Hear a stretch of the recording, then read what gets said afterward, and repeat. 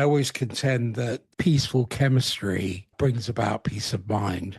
Most people are what I call vertically unwell. They're walking around with, as you say, these centuries of discord. Many people struggle with self-forgiveness. They're carrying burdens that were never fully theirs to begin with. It's almost like they become the repository for generations of unexpressed grief and unacknowledged trauma and collective shadow material.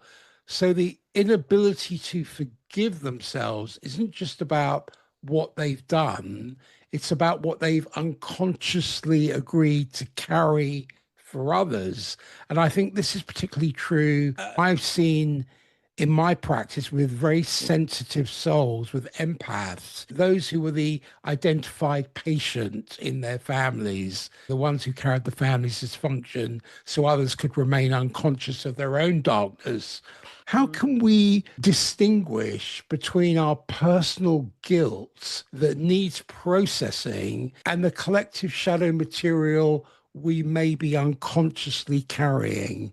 Yeah. Thing about guilt is it's how we compare our values to who we want to be. Guilt is when we are behaving in a less than exemplary way. I believe that we have this internal GPS. When we are in alignment with what is our integrity, what our true values are, we walk taller and we look people in the eye, and that in and of itself gives you self-esteem and self-confidence because you're in alignment with the things that matter to you most. Unless you're looking at what are my values and are they a match to what my work is or my family life or my culture, you might not even know that, but you may just have this sense of unease the whole time because you're not in alignment. And I really believe that we do have to do the work, because who else is going to attend to the trauma or the karma of the family line, if not the people who are alive now, because the people who have gone on can't do anything about it.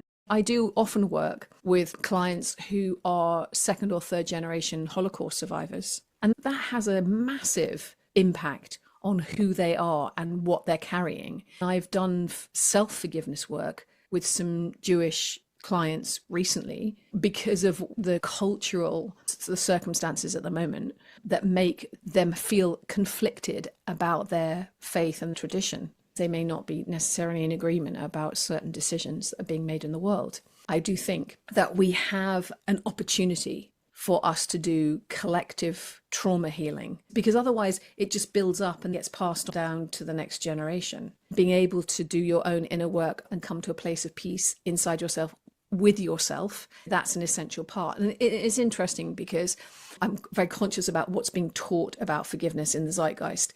There's a cliche, which is you have to forgive yourself first before you can forgive anyone else. I really disagree, because as you're saying, it's the hardest thing to do is to forgive yourself. So start anywhere, get a feel for it. Start with small things, start with a little grievance or a little grudge and see how that feels. We're using emotional muscles that we may not have ever used. If you ever do a yoga class and you're trying to lift your big toes up, and it's like, what muscles? I need to develop them. It's the same with forgiveness. You're doing something in your heart that is completely counterintuitive, to let go of a grievance when there's been an injustice. We hate this, something bad happens. And we even have a language that says, I want to get even. We want to redress the balance.